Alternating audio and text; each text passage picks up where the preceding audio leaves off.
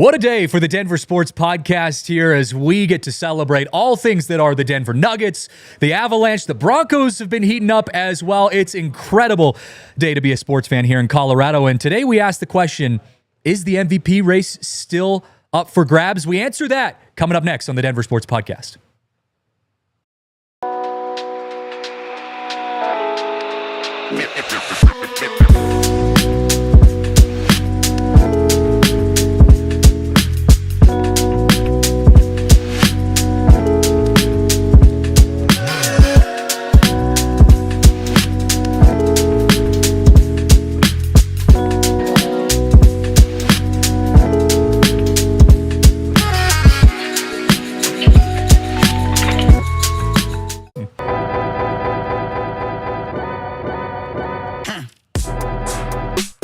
What is up, everyone? Welcome in to the Denver Sports Podcast, live from the Toyota Lounge. It's a great day here in Denver, Colorado, and I love these kind of shows because we actually have really, really good stuff to talk about. TDSP is a show that kind of covers all of the sports here, and as has been the theme this year, all of our sports are actually pretty good this year. Yeah. And are looking really good. It's a good day to be a Avs fan, a Broncos fan, a Nuggets fan. We'll hold off our expectations on the Rockies for a bit, but we're enjoying ourselves. We'll burn that bridge when we get to it. We'll get that. Yeah, we'll get there eventually. You held out just long enough to talk Nuggets. 24 hours ago, it might have been rough. Dude. 48 hours later, You took the day off expecting that there was going to be a little bit of a lull. Listen, someone's got to take the day off on the road games. I thought maybe this would be a wise one to sit out. I missed one of the best wins of the year. It was a good time to talk Nuggets. It was incredible. I had to take care of a bunch of stuff, so I didn't get to watch it on TV, but I was keeping up with the score as it was going on. And I remember like kind of opening up my app and checking the score. It was like 5 minutes left in the game. Nuggets were up by 10 plus points, and I'm like, oh my God, this is not the outcome that I expected. The Nuggets did what they have done all year long in some aspects, shocked the world. Well, 12-1 on the back end of back-to-backs, which is just ridiculous. Yeah. This team maybe that's a sign of playoff toughness. Mm-hmm. Now, it's weird. In the playoffs, you don't actually go back-to-back, so not a direct translation. But, yeah, this is a team that when their backs are against the proverbial wall, they've got a little more to show than maybe they typically show on national TV. And this series was the perfect example, Christian, of that dynamic. Well, I am super excited to break all of this down here. We're going to be talking Nuggets as the show goes on. We'll talk a little bit about the Avs at the end of the show because we did have a huge milestone for our boy Nathan Mackinnon reaching 1,000 points in his career. Incredible stuff.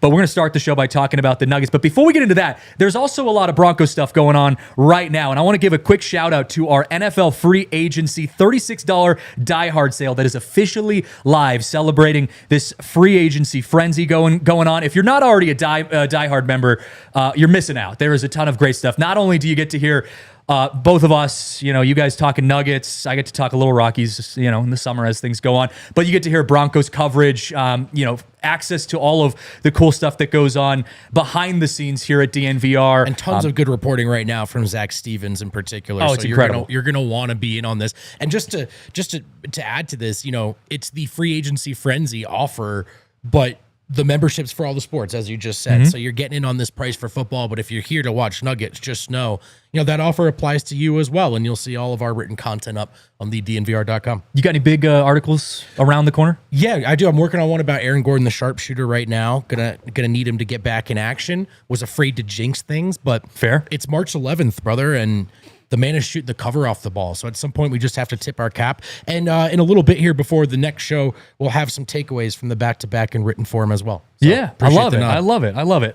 Hey, I want to start this show with a broad question that we'll touch on at the end of this show. Before we dive into the Nuggets stuff, Yaya, if you want to put this graphic up on the screen with the question marks here, I put this together because I wanted to ask this question. We're talking about fan graphs here with DNVR, and we were having this debate behind the scenes amongst all the hosts of all the different shows. Now, this graph correlates to any teams. Fair game with any teams. Nuggets, Avs, Broncos, Rockies, whoever you want to talk about.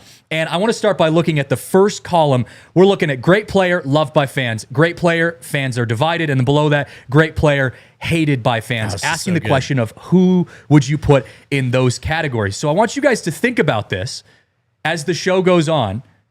and shoot us a message in the Toyota chat if you come up with some ideas. But at the end of the show, we will reveal our staff picks for this first column, and every TDSP we will be filling in this graphic here as we continue to move on the Denver Sports Podcast. So keep in mind as the show goes on what you would throw in to those bets. And I got to say, at least off the top, great player, loved by fans. Jokic seems to be the front runner in that one. You know, you could nominate Jokic if you wanted. Yeah, the 3-time MVP, about as beloved an athlete in Denver outside of McKinnon, who we'll get to in a second, and John Elway, really, historically. I mean, look, I might be shorting a couple more Avs guys there, but let's not kid ourselves. This is the cream of the crop when it comes to Denver sports, not just production, but being loved by the fans. I would say your only tough choice in that box is, can you split it? Yeah. Because it's MVP City, man, and I think McKinnon is certainly squarely in that category as well. Dude, he definitely is. Well, speaking of MVP, the Nuggets have had a very controversial season around this MVP race. And to be honest, it's like this every year, right? You can't avoid it, brother. You cannot avoid it. You cannot avoid it. Because voter fatigue is a real thing. It is. And I could ask the question, if Jokic had never won an MVP before, and this was the first time he was eligible to win an MVP, in my mind, there wouldn't be any debate. He would be the unanimous MVP this year. But because he's won the MVP a handful of times, there is a conversation around, who else could possibly get it? And that's the world we have to live in right now. I think that is simultaneously true, as is the following statement.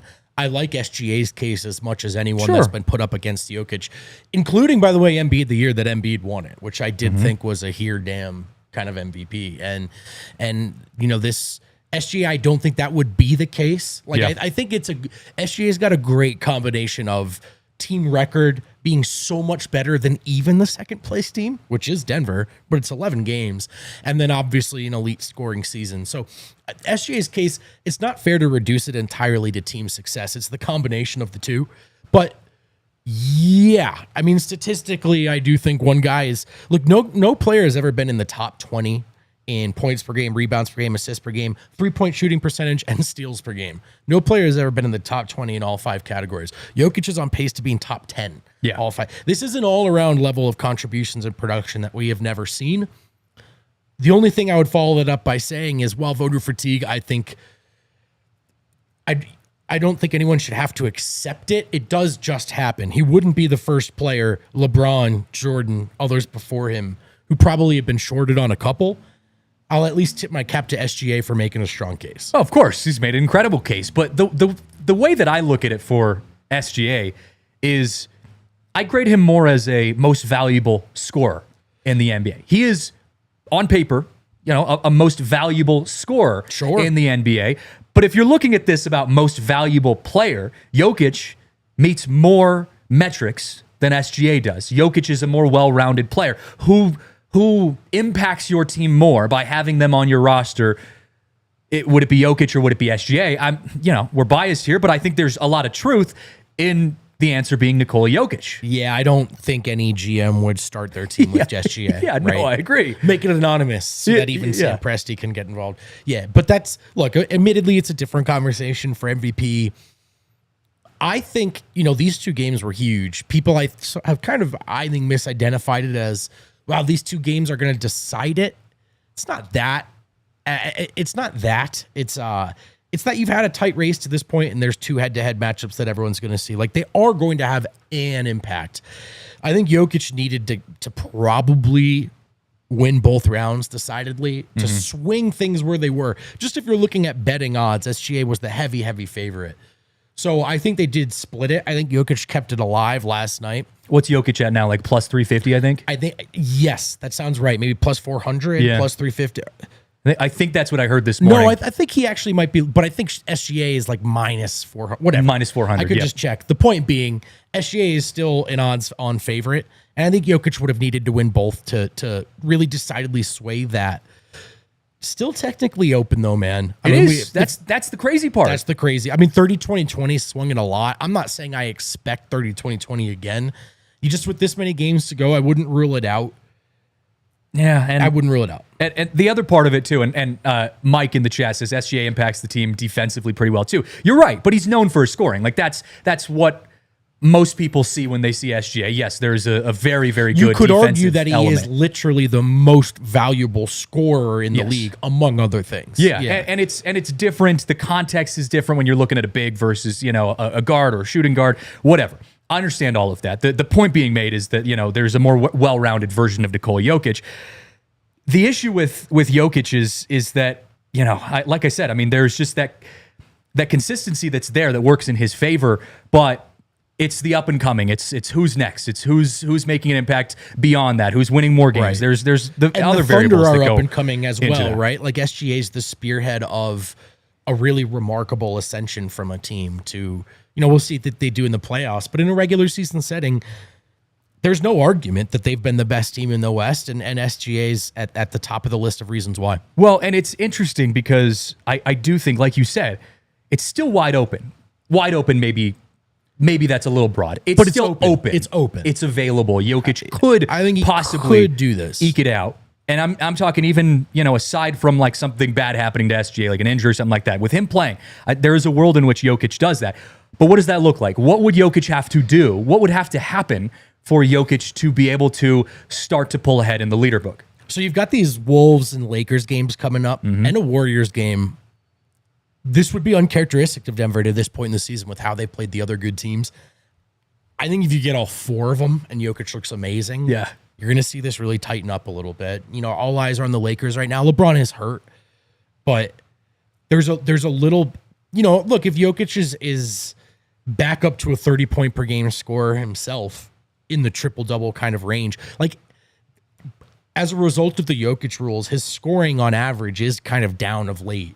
If that gets cranked back up closer to 30 and they dominate down the stretch, and maybe it's 8 games and not 11, I think some voters are going to look at this and go, let's not kid ourselves. The 3-time MVP is having his best season yet, But I don't. Mike, also, it's SGA at minus 450, Jokic at plus 300 to plus 300. Yeah, that sounds about right. I think SGA should still probably be the heavy favorite with how things were going into those 2 games. But Jokic can do this, man, and there's a little more time left in the season than it feels right now. The follow-up to this, though, is does it even matter? Because obviously it matters to us. We would love for Nikola Jokic to get an MVP. We would love for him to continue his MVP reign. But does it actually really matter? I mean, for his legacy, sure. I mean, I think he'll probably end up with 4 one way or another. Yeah. But the older you get, the harder it is to do it. You'd like to see him get 4. You could argue because he was possibly robbed of 1 already, he should get another. The year the Nuggets won the title, Jokic did not win MVP. How much stock you want to put into that? The point being that it's like the year can still end in the way we want it to. Yeah. It could have nothing to do with MVP. If the Nuggets win a championship this year and We Jokic won't. does not win an MVP, It's all good, brother. I will not say a word. It's all good. And I actually do think for Jokic, the barrier of entry to tier 1 in the Pantheon is winning. Mm-hmm. Not like I think everyone kind of understands what they're watching here at their peak. Like, are there really 5 to 7 players who were better than this? Mm-hmm. Probably not. But he needs to win. So that's what that matters more to me. What's interesting though, Christian, is Jokic said last night, I might be reading into this too much, but it's arguably the most Jokic has ever sounded like he wanted it. Yes. He did say, he said, I will say that this is the best I've ever played. Yeah. And if that's enough, then that's enough. He did. I was literally my next point is he said, quote, I will say that I think I'm playing the best basketball of my life. So if that's enough, that's enough. If not, SGA deserved it. Classy quote, but also that is as close as he gets to Joker being like, that's it. That's the closest it's ever going to sound. Him going, I think I maybe deserve it. I think he's really proud of the season he's put together. Why wouldn't he be? I mean, he's putting up historic numbers. He's doing things that no one has ever done in the history of the NBA. And the Nuggets are very much in a championship window. Like, that's the other part of it. Winning is still on the table. Winning a championship is still in the cards. If this was a team that, like, he was doing this, but, like, the team kind of sucked, again, using a baseball analogy, think Shohei Ohtani on the Angels. Sure, right. Right? Like, right. best player in baseball, but he's on the Angels. No one really cares. Mike Trout every year. Mike Trout every single year. It's a different narrative.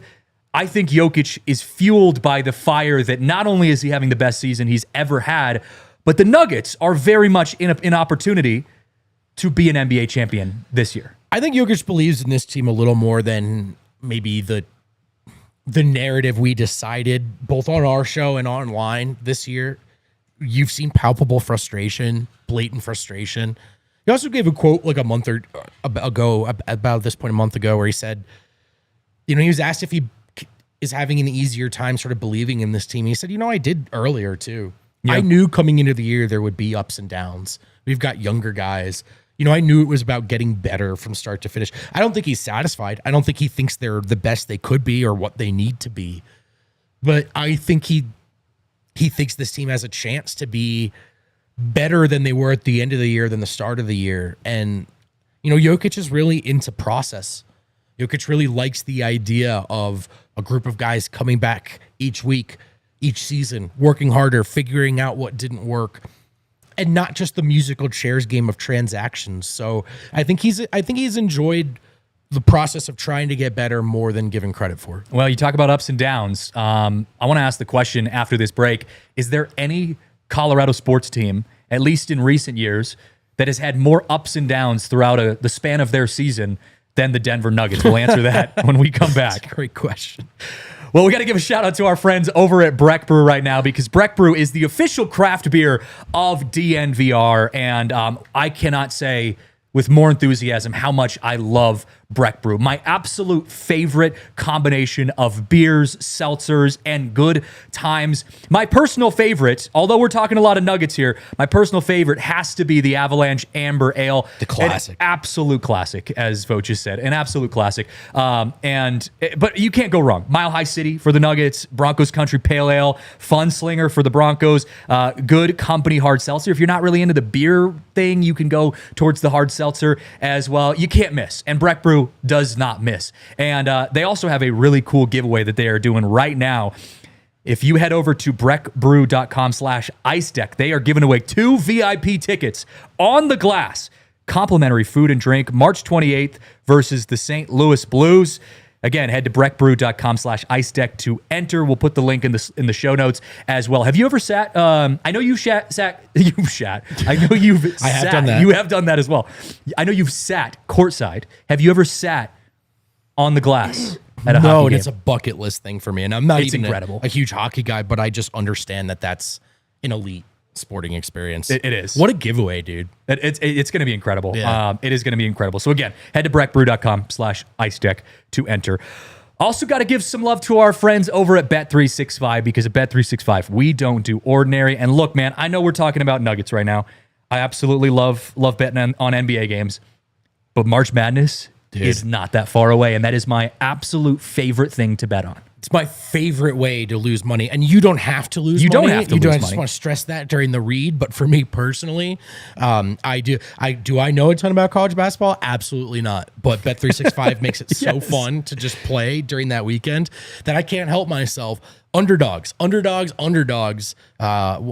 ride them. Just ride them all the way through. I think I was talking to RK the other day, and he was saying that we at DNVR have done a thing where we've only bet the underdogs. It is most fun. And have at least broken even, if not made money, every year. You should do it, and you should come hang out with us in the first weekend, because you just watch every game and you root for every upset. Yeah. And it's a wonderful experience. Because the odds are so lofty that, like, even if you hit one, you're feeling good. It's March Madness for a reason, man. You're going to get one. You're going to get one. You're going to get like a plus 10,000, and it's going to be incredible.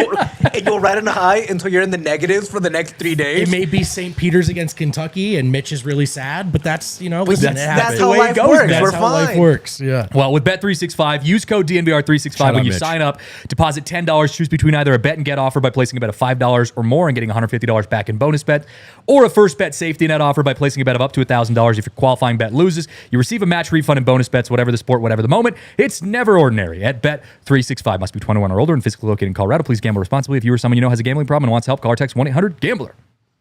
All right, back here on the Denver Sports Podcast, Christian Saez, Brendan Vogt. If you didn't already know him, I guess I didn't introduce us when we started. So for all those who were confused at who we who we are here on the screen.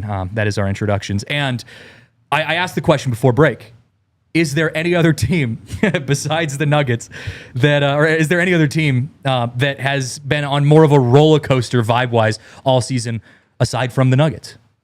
Probably not. It's hard to make that argument, man. The Avs have had some ups and downs, but for the most part, they've been also, relatively steady. Yeah. And they've also had this massive, massive change that seems to have injected a lot of confidence and excitement in the fan base. The Nuggets have had this. I mean, I just think they're squarely, to this point in the season with regular season data, the fourth best team in the league. And that is a really frustrating place to be because they have turned the corner. They beat a lot of teams. They have the fourth best record in basketball. They have an elite offense. They have the best player in basketball. And they have struggled to beat the other best teams. 2-2 against the Thunder's great. You know, it's been an uphill climb against Cleveland, Boston, some of the other teams, a lot of the over 500 teams. So every time they put together a big streak or a 13 of 15 stretch, they lose a big game, or Aaron Gordon goes down with an injury, or, you know, whatever it is, there's something that just kind of pulls the rug out from underneath what they're up to. That's the best way of putting it.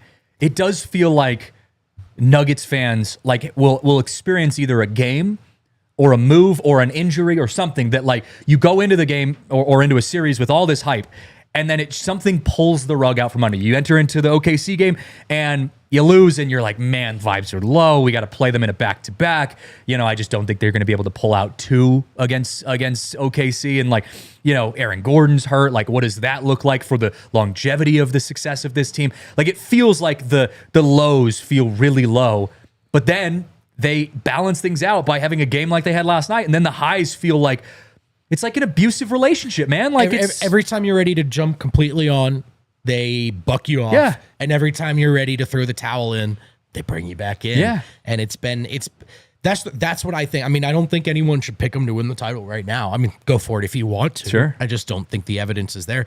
But I don't think anyone should put a stake in them either, right? This team can do it. It's the same thing with the whole MVP thing. Like, you know, I wouldn't put money on Jokic to win it at this very moment, but don't count him out, right? Like, they're still in there.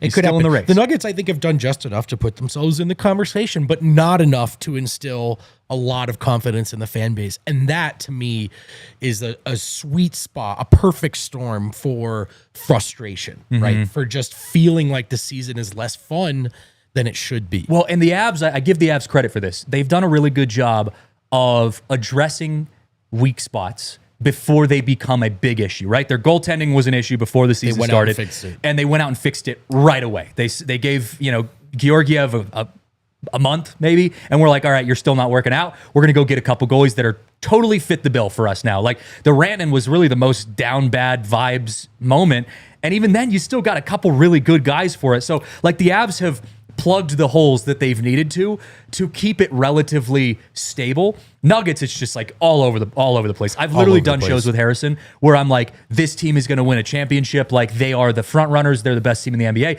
And then a week later, you're like, are we even going to make the playoffs? Like, that's the life of a Nuggets fan. Well, I mean, I think we tried to talk ourselves up for this aspect of it in the preseason, that when you're relying on so much youth and guys that haven't played before, and a lot of lineups that you need to throw out there for development but are very incomplete. Yeah. They have a lot of guys that are one-way players. Either great defenders, poor offensive players, or the other way around. So it's just, I think the thing that was easy to lose sight of the second the season started is this team's got a high ceiling, but when their floor is a trap door, it can just fall out, and who knows where the bottom is, man, right? So, right, they lost to the Wizards at one point. So you've had every reason to be down on them, but then they've responded. And so it's just, this was a year of development and contention at the same time. A lot of people knew that would be difficult to do and didn't want to see it happen for that reason. But the ups and downs, I think, are part of the nature of this roster. Well, and I think one of the seasons that you get into when you're watching throughout the course of a season. So I guess I would say one of the mindsets you get into when you're watching throughout the course of a season with a team like the Nuggets is you start feeling like there are must-win games or must-win series, right? Last night, despite us feeling like the Nuggets, it was going to be a uphill battle for them to get the win, and they did. In the back of my head, there was part of me that was like, this feels like a must-win game. I know it's not, and again, they're not expected to win this game, but it feels like a must-win game because vibes are so low, because Aaron Gordon's out, because Jokic is, falling lower in that kind of MVP conversation, even though that doesn't really matter. It's still like, it hurts the vibes, right? And so it's like, you really need a win like this to kickstart the vibes back into a place where we feel confident, and they did that, and this is the byproduct of that. And credit to the guys for playing through it. Murray and Jokic, who I think could have sat this game, but I think played for the exact reasons you're listing off right now. Yeah, I totally agree. Any single game in a vacuum, you could argue, doesn't matter, right? But if you're following a team throughout the course of the season, there are moments that feel like they matter more than others. The Lakers really needed that win against Denver 3 weeks ago. Yeah, that was their championship, man. And so they played playoff defense, and credit to them. But like that was we need to believe in ourselves that we can do this, that we can beat this team. So they went for it.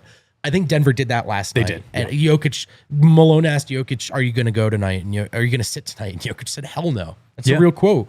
They needed that one in a way that I think is more of an emotional thing than on paper. It does. And especially being on the road, you can list all the variables of that make that win big. But the flip side of that, or the follow-up to that now, is you got to keep that going forward, right? You got to keep that momentum. Like, not to be the guy who stands on the hill and says, you've given me so much, now give me more. They do need more. They need more. They need more. They Job's totally not finished for them. And I think there's still enough games they can win against decent teams. Like the Wolves have climbed their way back into top 10 offense, top 10 defense, will probably climb out of the play-in. That's maybe not a marquee win. It would help. Beating the Lakers again would help. Beating the New Look Warriors would help. They can do enough still. Like there are still important wins to go get. But look, 2-2 against OKC is nothing to sneeze at, I think. And for a team that lacks signature wins, going and getting that one last night, it moved me a little bit as an analyst for sure. Yeah, well, and getting them against the best team. Like, I understand, you lose to the Knicks. Okay, Knicks are really good, right? Like, yeah, it sucked. Like, that one was those are tough losses, teams like that. But then you go and you get a win, 2 wins this year against the best team.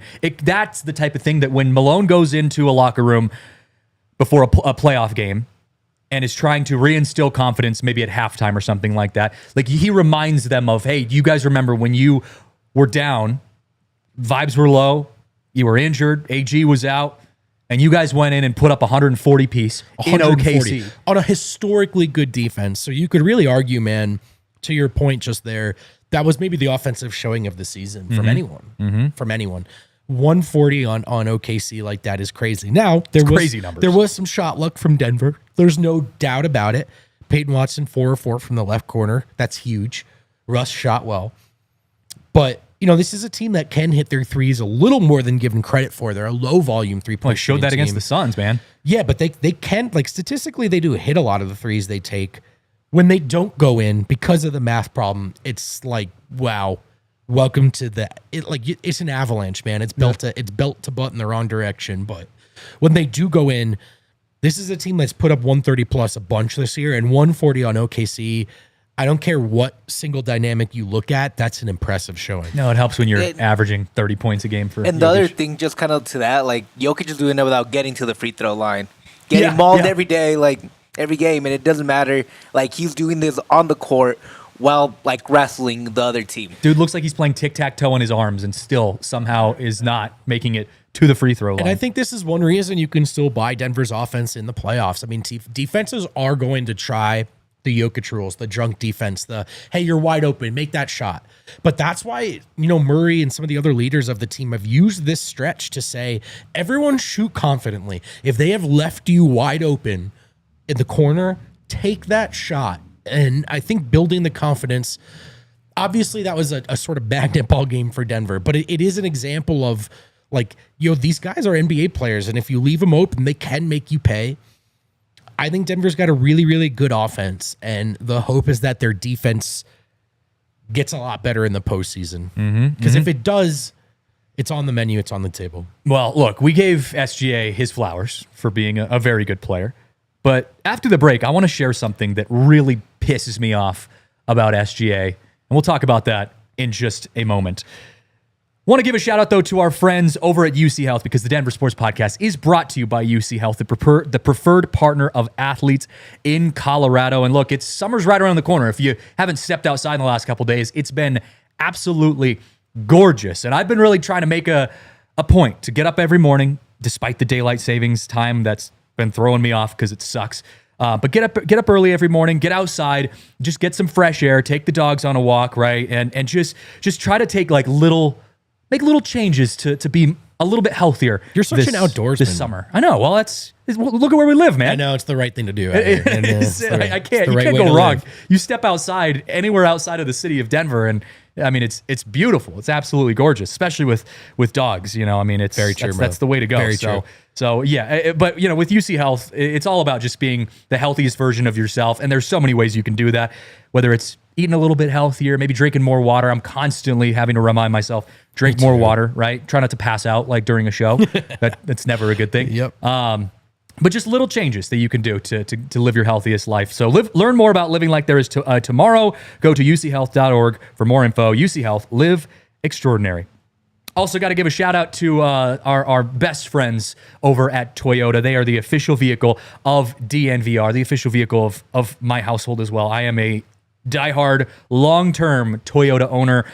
Had a Toyota since I knew how to drive. Toyota Camry was my first car. Now I'm rocking the Toyota Highlander, 250,000 miles. Yeah, reminded me our last TDSP that 250,000 miles is like the half-life of a Toyota. You could probably eke out another 200,000 miles on Toyotas. They last forever. There's a reason they are so good. But I am in the market to get a new car, and Toyota is truly the only place I'm looking. They last a long time.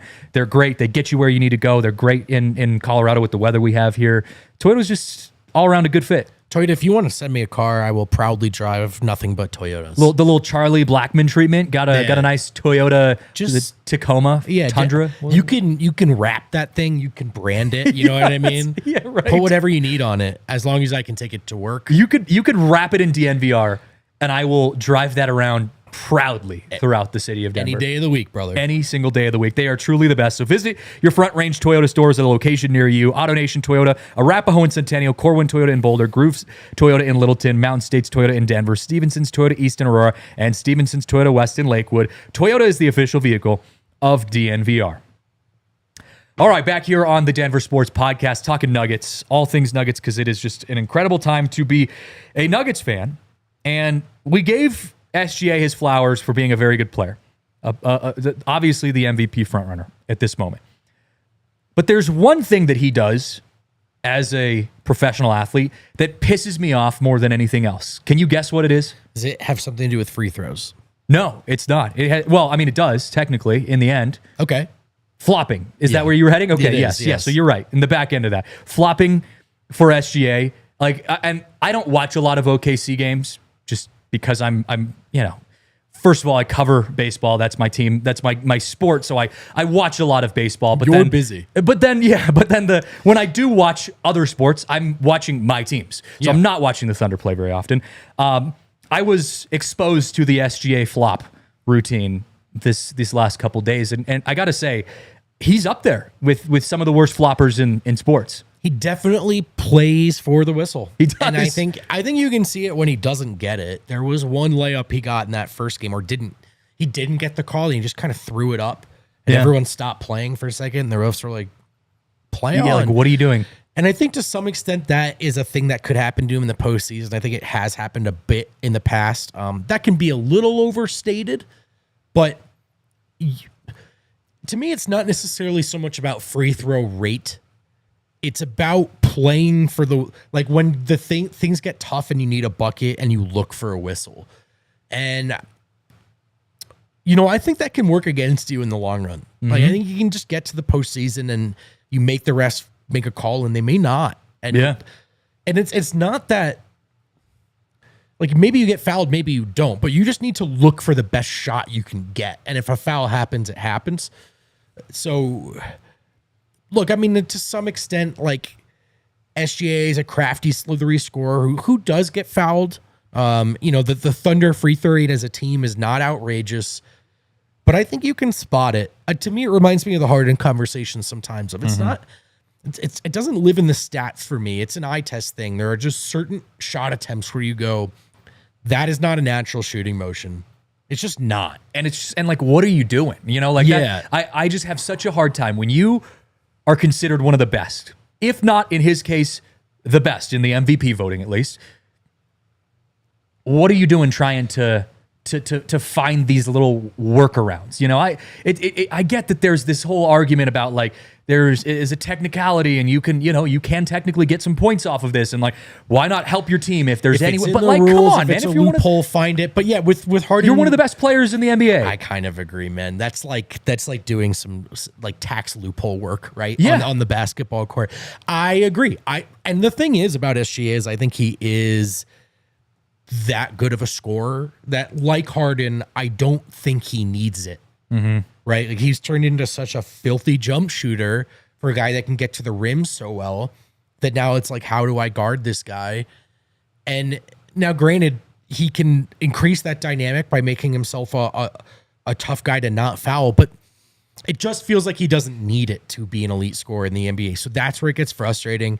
Again, it's not in the numbers, it's in the possession I just watched, where it's in the common sense, right? Yeah, like he just jumped right to jump into Westbrook. He did. He did in that possession. He's not the only player in the league that does it, and it's not the only reason he's good. But to your point, I think he still would be good without it. It stands out more because he's good. Again, I use the example of Patrick Mahomes. We saw Patrick Mahomes flopping on display in the postseason, in the NFL playoffs, and it was the same conversation I had. I don't remember who was on TDSP that time, but I had the same conversation with them by saying, like, Patrick Mahomes doesn't need to be flopping out of bounds trying to pick up a 15-yard penalty because he's good enough to win the game on his own. Right. Focus more on doing what you do really well. Stop thinking as you're going out of bounds, like, do I want to fake my slide? Do I want, how do I want to handle this? Like, focus on what you do best, and everything else just takes away from your legacy, who you are. I saw in the chat, I think Noah said all that flopping should disqualify him from any award. There's no way to actually, like,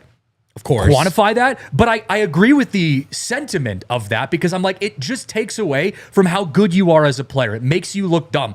Think of the worst floppers in sports. SGA, is the guy we're talking about right now. LeBron, Patrick Mahomes, James back Harden. In his day, yep. Right? Like, these are guys that are great at what they do, but outside of their little fan base, everyone else looks at them and are just like, those guys are freaking weirdos, because all they do is just go flying into the stands every time someone comes near them. It does remind me a lot of the Harden one, where you're going to see a lot of pushback from the Rockets fans or the Thunder fans, and I understand. But I just think in both cases, it's like, yeah, I know what I'm watching, though. I do see it. I do see it. And I still think he would be a 30-point per game scorer without it. But we'll see, man. Maybe this comes back to bite him in the playoffs when it's about looking for your best shot and not the best call. Yeah, you never know, man. You never know. I'm excited to see these two teams play later, at some point, or at least just. I think it'd be a great Western Conference Finals if they can get there. If they can get there, it could be a good one, man. I agree, man. And I think when the Nuggets are playing the best brand of basketball, they feel unbeatable, and that's what I think feels frustrating to a lot of Nuggets fans, is that they don't play that every night. And that they are in fact beatable. No doubt. Mm-hmm. I mean, look, the year they won the title, they were so much better than everyone else. And that's not how it is anymore. They can still top out as a team that can beat everyone. I still think they can do that. But it's changed a bit from they will do that. And that feeling was so cool in 2023, and it's rare in sports. So it's a little bit back now to kind of hoping and tucking yourself into it, as opposed to really believing in your core that it will happen. Well, you brought up that you're writing an article about Aaron Gordon and how his impact has, been on display recently, with him being kind of out the last, off and on recently, and how that's been very visible for Nuggets fans, for the team. So it bodes the question to me, and I don't want to give too much away from what you're writing, but it begs the question, do the Nuggets need a healthy Aaron Gordon to win an NBA championship? Absolutely. There's no doubt in my mind. Great win without him last night. Peyton played great. Russ, great spot start. You need Aaron Gordon. A big part of it is defensively, and because Aaron's been hurt all year, that hasn't even necessarily manifested while he's on the floor. But there's the departure of KCP, and then there's Mike, Jamal, and Jokic, who are not known as a stalwart defensive trio.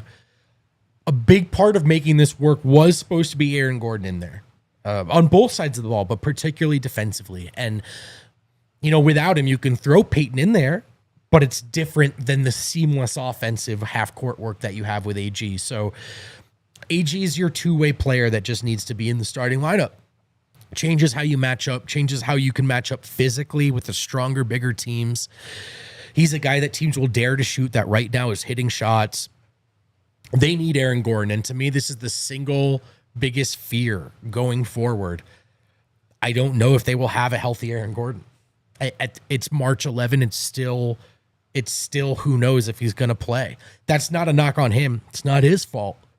But this calf thing is lingering, and it may be the defining story of the season when it's all said and done. Do you sacrifice more in-season productivity to get him healthy for the postseason? Maybe, especially if you want to look at it as these are minutes for Peyton and Zeke. The only thing I'd add is they already did this. They already sat Aaron for a while. Yeah. And then he came back, and then he re-aggravated it. So there's no guarantee that sitting him fixes this, but maybe it's worth it anyway, to your point. You're without a AG, you're relying on a unicorn game from your team, a game that Peyton Watson going 4-4 from the corner, Yeah. which is awesome, but he's not going to do that every night.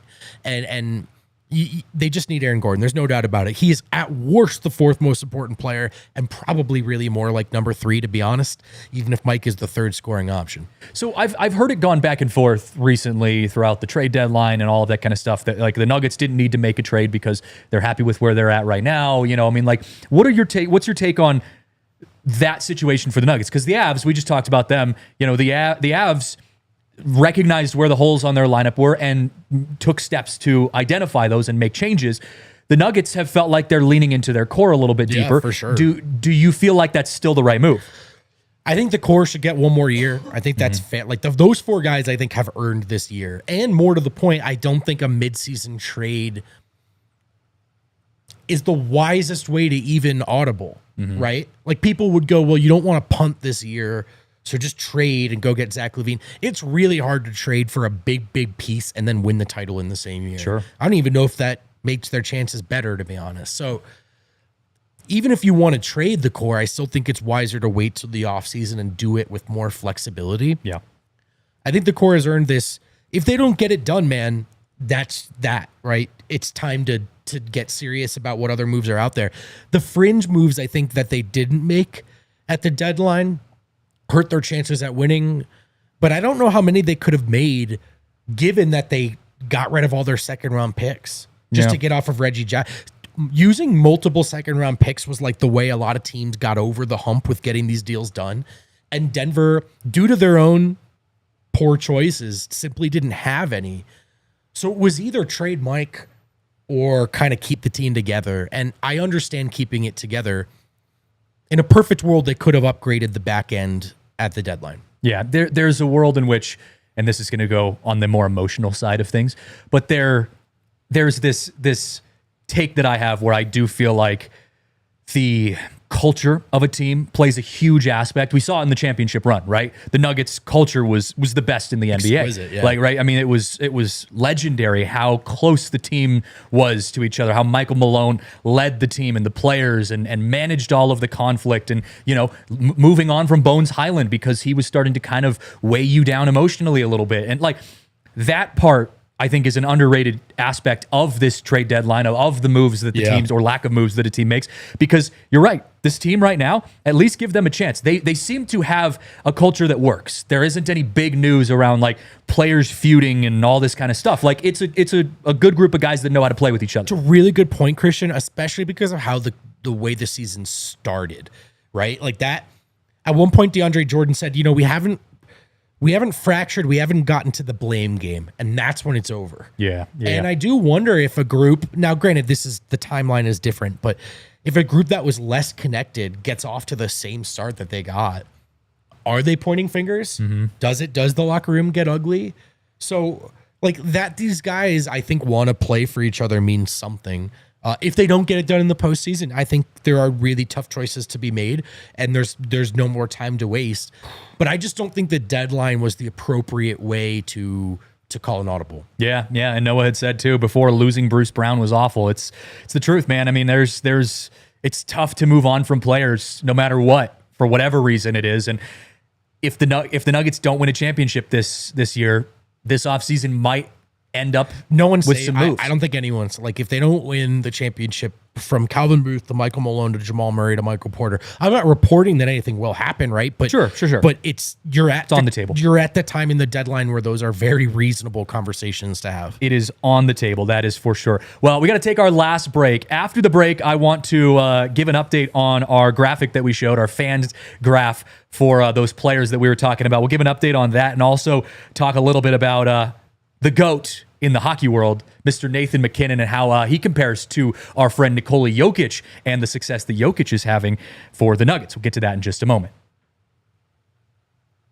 All right, back here on the Denver Sports Podcast, wrapping up the final 15 minutes of the show. Christian Saez, Brandon Vogt, hanging out with you. And I asked the question at the beginning of the show, and can we put the one with the question marks up again? Yeah, the first graphic, just so I can give a visual here. We're doing this debate behind the scenes here with the DNVR staff, and wanting to give a player for each of these three question mark categories here.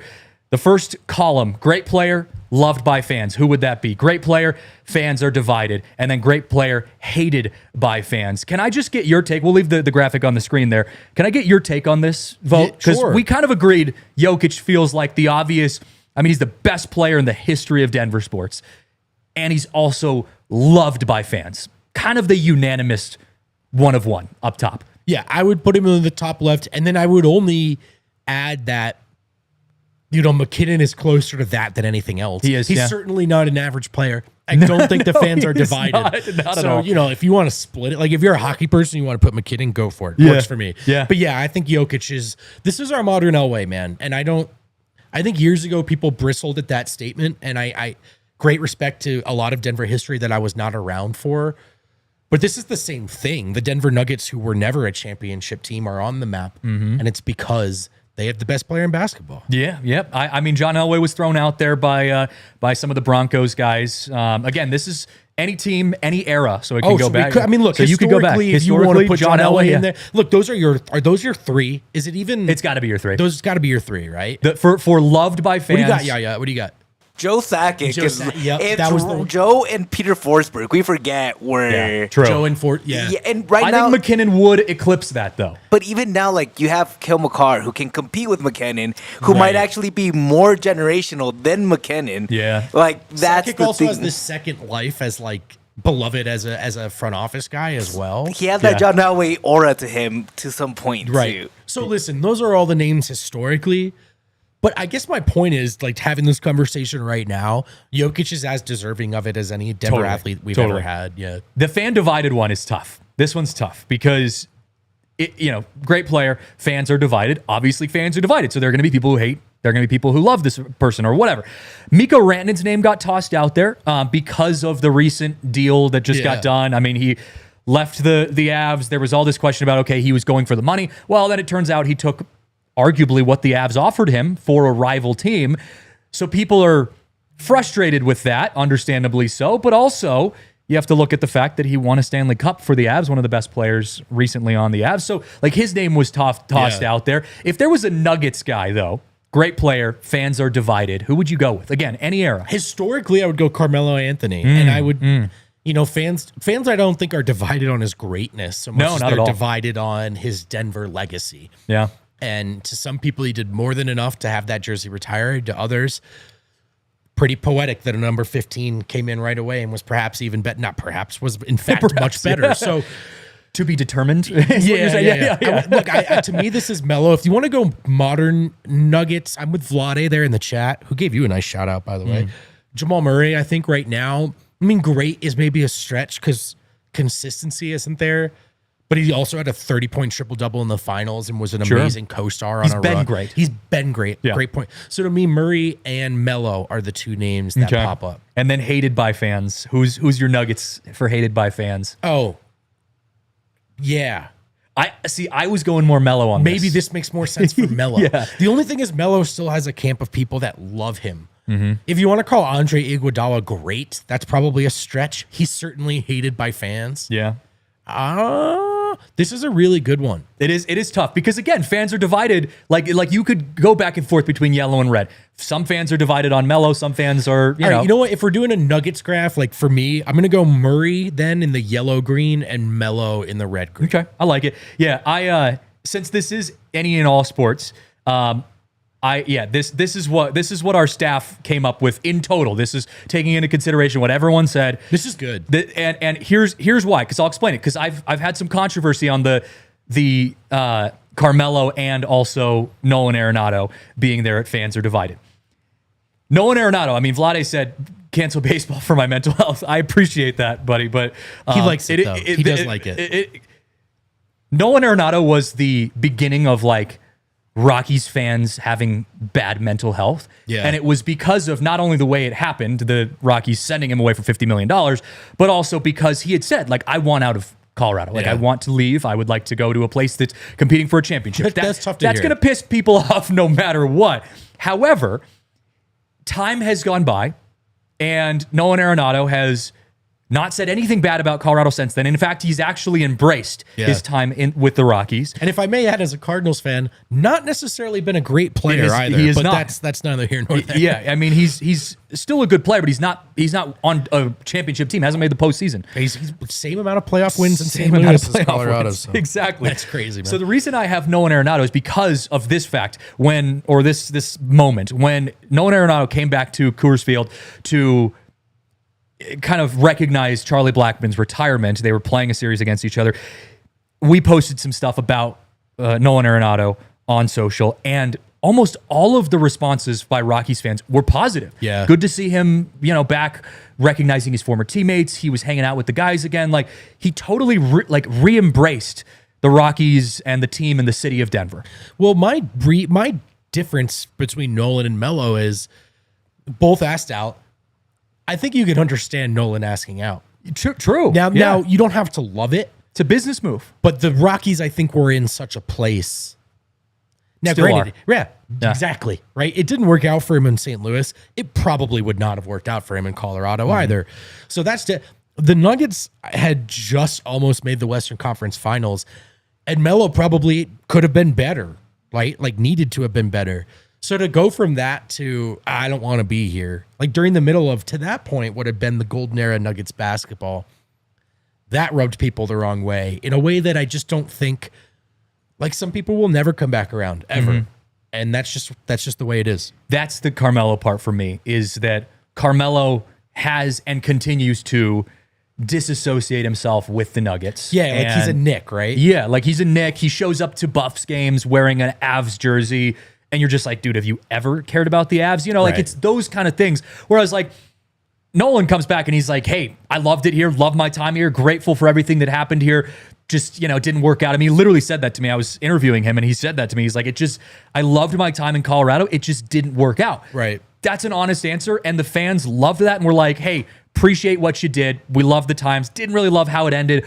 But look, you're welcome back, in our lives, or at least some fans. You're felt still that a great way. Rocky. Yeah. You're still a great, and I just, If he goes into the Hall of Fame, arguably he will go in as a Rocky. he should. Yeah. No doubt in my mind, he should go in as a And Rocky. he might go Whereas to the Hall of Melo is I think spiritually a Knick more than anything, which is crazy because I only ever knew the Nuggets like from before I moved here because of Carmelo. Like I lived on the East Coast. Like they didn't come up in conversations. No one watched them. The powder blue Melo Nuggets put the Nuggets on the map, and then Melo himself decided, yeah, actually, I think I'm bigger than this. People forget how good of a player Melo was, and that's why we put him in the great player category. Because he was a pretty damn good player. He was. And now he wasn't. There are Wasn't questions Jokic. to ask about who he was as a winning player. Sure. But you also can't kid yourself about who he was as a scorer. He's a great player. Yeah, that's good. Vlade says, Nurk, red flag. Yeah, I don't know if we're putting him in the great player category. We'll put him in the bad player. Fans hate him. If you want to, brother, let's put him in there. That's a tough one too. I mean, He's it's hard coming to off the bench in Charlotte, Yeah. and fans certainly hate him. That's an interesting one though, because since we've got you on the show, you want to throw that graphic back up? Yeah. We'll do a Nuggets one here, just for the fun of it, for the sake of it. Yeah. Finish it out. All right, yeah, we'll finish it out. Loved by fans, average player. Gary Harris. That's my guy right there, dude. Forever will a good be. pick, Yeah, right? See, that's a good pick. Forever, Yeah, I mean, Gary Harris. He had one year where he was well above average, but I think career-wise, No, he's he's an not average great. player. Yeah. I mean, that's the way it goes. Fans are divided. Average player. Will Barton. Oh, that's the one I had too. Will Barton. Good. I like it. And then average player hated by fans. Probably Nurkic. Bad is probably too much, but Andre Iguodala. That was Dre. there we go. Our Andre. Yeah, Our let's go Andre. That was his. Yeah, let's do that. Average player hated by fans, Andre Iguodala. Yep. Okay. Bad player loved by fans. Juancho Hernangomez. Dude, he's on my West list. These are my guys. These are Dre guys said, that Dre I said J.R. love. Smith. J.R. Smith loved by fans. He might be a touch above. He was bad more like player. average. Yeah. True. He was Average, loved by fans. Juancho Hernangomez, whose contributions in Denver really come down to one game against Golden State. Right. Yeah. I think, like, literally beloved. Like a sneaky, when we talk about the Jokic era years from now, and you pull Juancho Hernangomez out, people are like, yep, that's a great call. This guy was there. Yeah. Kankar. I mean, the shimmy in the corner after he hit that three is gonna live in my mind forever. has to. yeah, absolutely. Ollie Star Bol coming yeah. through. Ollie Star coming through. Oh, Juancho. Yeah. That's some good answers in the Toyota chat. Bad player fans are divided. This one's tough because it's like, if they're a bad player, like usually they don't get as much love. Maybe this is the Bull one. I mean, Bull's really talented, which is the only reason he's still in the league. As a professional, he's a bad professional to this point in his career. But then there's just a bunch of fans that kind of loved Bull. Yeah. Oh, it's such a unique name. He has such a unique look about him. I mean, he was the Wemby before Wemby was a Wemby, Right. like without the level of skills, but the type of player. Maybe, yeah. What do you think about Jeff Green? I don't think he was a bad player, You though. don't think he was a You bad don't player? win that championship without Jeff Green. Yeah. If anything, it might be Andre, what's his name? Andre Jordan at the Andre Jordan at this Andre point. Jordan? The Ryan Andre in the Jordan. chat says Bones too. Bones is an interesting one. Oh, this might be a great pick. That But might was be a he good bad pick. though? That's my thing. Are we like revisionist history? In he's their moment, they were talented good. player, but he is also currently falling out of the NBA. Yeah. Like that's. I mean, he dropped off the map once he left the Nuggets. Man, Bones is a great pick. I'm going to put it on the board. I would say fans are divided. Bad player, Bones. Got it. Hated by fans. Bad player. What was your Let's pick go again? Nurkic. Yeah, screw it. Yeah, He's coming off the Nurkic. bench in Charlotte. He's bad. I love it. Great work, everyone. Yeah, that was good. That's a good one. That's just a great little graphic you got segue, there. Or can we put Malone in all this? Because I feel like Malone. Malone's Is he loved by divided fans. an average coach? I Is think he Malone, like dab in the Malone is middle? actually beloved. I think any coach you go online, you're going to find detractors. I would say if you straw polled an average Nuggets fan, group of Nuggets fans, Malone's coming out pretty favorably. Absolutely. I mean, and I think it's because he's genuine. He's unique. Like it's different. It's not the cut and paste, Talks NBA crap about the coach. Lakers, Yeah. which is like the perfect way to ingratiate yourself to Nuggets fans. Absolutely, right? And he's got his players back. He's, he seems like the modern he seems like a modern day, this is a stretch, but like a modern day John Wooden, right? Like just his mentality. It's very old school, very traditional. Like I agree. I'd say great coach, loved by fans. He's won an NBA championship. He's been able to manage one of the best NBA rosters that we've seen. I mean, like coaching an elite player is how you become a great coach. Like it's just all of them have. But that can go wrong, though. Like, that can very much go wrong. And I think Malone, effectively to this point, stewarding the Jokic era with some mistakes in there, but ultimately this guy's the greatest Nuggets coach of all time at this point. So, and I think fans love him. We love him. Shout out Doug Moe, though. Shout out Doug Moe. Yeah, sure. Give him a shout out too. Swaggy P was also loved, but was a bad player. Swaggy P was here for 3 weeks, and I'm pretty sure People liked him more for his name from the Nuggets. Yeah. I watched him exit the arena with a giant flat screen TV over his back. To this day, I'm not sure if anyone knew he took that. You know what I mean? I'm not snitching so much as I think it's funny. Yeah, Vlada in the chat says, where would Russell Wilson be? Good question. This is for you. I don't know if he didn't have obviously a long tenure here. I would actually throw him under fans are divided. Now, I would say that's leaning towards hated by fans, leaning towards. But there were a lot of people that felt like it was just bad fit after bad fit, and that like Russell Wilson just got done dirty. Right. He was And also bad in Denver. he was really bad in Denver. but not a bad player. he was a Hall of Fame He was a player Hall when of he Fame came player, to Denver. But he was bad in Denver. But he was really That's a tough one. I would almost put him as average fans are divided, because again, I can't sit here and say he's a great player because he wasn't a good player here in Colorado.